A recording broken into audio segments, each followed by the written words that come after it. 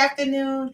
I am so excited to be able to share today in our live experience this wonderful Tuesday where we do our 5-minute training, training on demand and how we get back into the early childhood profession. I am Shika Petaway. We're live on every platform and we're going to be talking about today 3 supervision mistakes that lead to injury. So sit back, relax, enjoy this training. Feel free to share. I want to hear you. I want to give some time for people to come in to the chat. I'm giving some time for you to share on every platform. Please, please, please share, like, subscribe to this amazing training. It's only going to be 5 minutes, 5-10 minutes. We are going to really dig deep into supervision mistakes that lead to injuries. We know what time it is. It is the summer where we have so many just mistakes that occur and just different things that occur. So I wanted to take time out today to make sure and to ensure that we definitely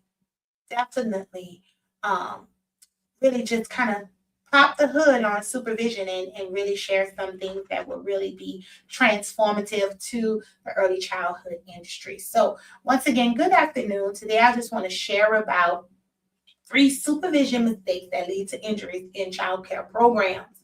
And so every year, children are injured, not because teachers do not care, right? Not because we are just disheartened about kids, but because supervision breaks down in ways that we sometimes don't really recognize. And sometimes things happen so fast. And so I wanted to take a moment and really give some prevention tips that you can use throughout your day and in your classroom, on the playground, of course, during water safety time. That's very high time. And so the first mistake, let's get right into it, right? The first mistake, supervising a group instead of an individual child. So supervising a group instead of individual children. And so sometimes that's just tends to be a little hard to really get into that one child or really seeing that one child outside of a group. And so that's where ratios get involved. But that's the number one mistake. Not really seeing the child as an individual, but really just overall looking and scanning a group. And so I would say that's number one on my list. And so many educators think I can see all of the children, right? They just say, I can see them all. I can see them all. I know who I'm supervising. But supervision isn't just seeing the group. It's knowing what type of child, what's going on, what type of child that's in my group and what that child is doing. So you never want to make sure you're never being so intuitive and so self-aware that you boldly make statements like, I just know. That's what we make the mistake. Really not just knowing the group, but individually knowing the child's tendencies and in a very discerning way. And so think about the child who is climbing higher than expected, right? I want you to think of that toddler who just picked up a small object, or that preschooler that's moving towards something very unsafe. And so injuries happen when children become part of the crowd. Really think about that, instead of being individually monitored. And so when you see these things, I want you to begin to individually monitor that child and look and scan. And so some preventative tips or prevention tips that I would say is continuously scan and count and connect. Ask yourself, where is every child? Right? You want to ask yourself that question. What is every child doing? And who needs my attention right now at this present moment? Effective supervision means knowing the answer to those questions all the time. We are literally superheroes. As educators, we are superheroes because that's what effective supervision is knowing the answers to those questions. Again, where is every child? What are they doing?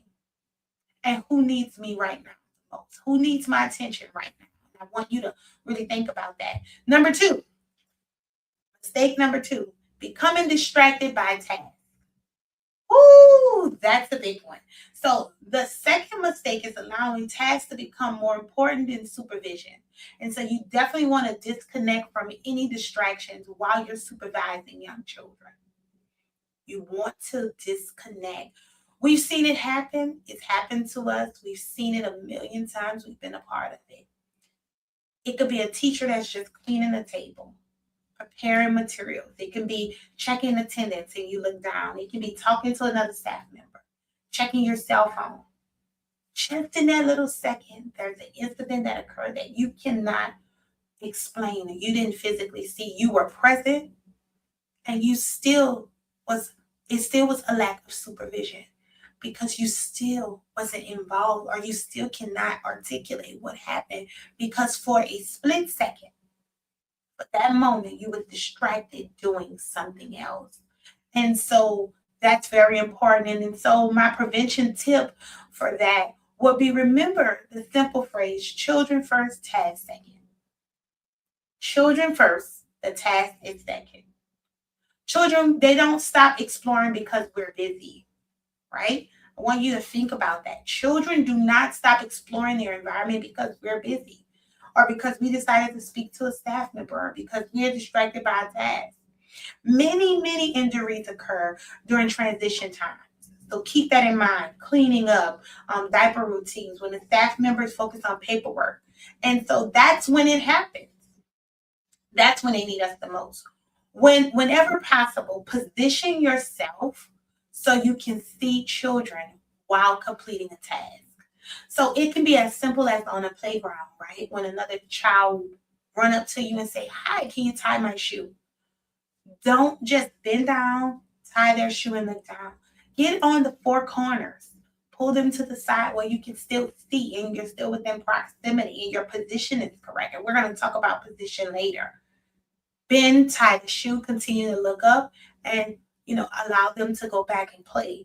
But never just focus on their task at hand and then leave that specific child and not pay attention. And so I want to kind of shift to number three, mistake. The third mistake is failing to position yourself strategically. And I told you we're going to talk about position. Position is important. And so failing to position yourself, I put on number three on the list, is poor staff positioning. You can have enough staff in a room and still have poor supervision. So you can be present, you can be in proximity, and your position could still be off. And this is a powerful lesson that we all need a refresher on. We all need to be lifelong learners for it. Sometimes teachers cluster themselves together on a playground, poor positioning. Make sure when you're on the playground, you spread out as staff, you spread out as teachers, as caregivers, so you can have zones within a playground to be able to supervise that better. The playground area is always left uncovered when we decide to huddle and speak to our fellow staff member, right? And so sometimes it could be furniture within the classroom, it could be shelving, it could be equipment that create these blind spots.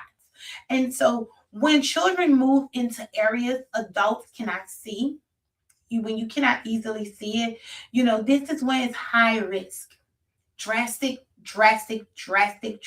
risk. And so make sure that your position is right. I would say make a challenge with this, even while you're watching this video. Go to your classroom, get on your knees, look around, look for blind spots. Stand in your classroom now at the door, look around. Stand in the four corners, look around. Can you see every child? If they are maybe standing by a shelf or near, if anything is going to be blocking them, it's a blind spot. Ask yourself, am I standing where children need me the most? These are questions you want to always roll through your head. Because remember, this is preventative. You don't want to always react, right? You want to be proactive.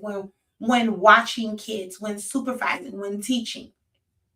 Always be proactive in what you do. And so, just some key takeaways I want to make sure that I remind you of um, as we kind of go to a close of this live training.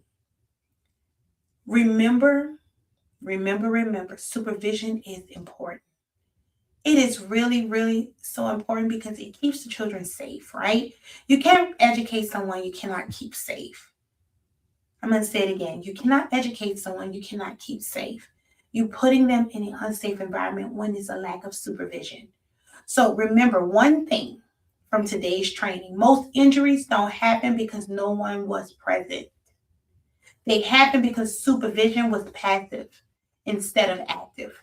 And so we have to have active supervision. Active supervision means watching children intentionally, and an intentional watching of young children. It means staying focused on the children, not tasks.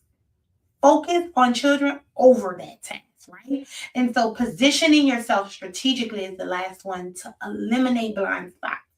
So I want to encourage you today as you watch this training, as you watch this pop up, right? No matter what platform you're watching on, if you're watching this live or if you're watching this in a preview, when we strengthen our supervision, we protect children, we protect staff, we protect our programs. So this summer, be intentional, actively supervise, right? And so I'm going to stop with this closing statement. If supervision is an area your team struggle with, if it's an area your team struggle with, if it's something that needs to be strengthened, no matter if it's outdoors, no matter if it's field trips, take time to get the training that's necessary. Training sharpens the skill and sharpens the eye. And so thank you so much for joining me today. I am Shika Petaway, CEO of Elite Educational Enterprises. I hope that you enjoyed this segment. You can see more trainings, more trainings I would recommend from Elite is Supervision in Action. I put a lot of details in the caption.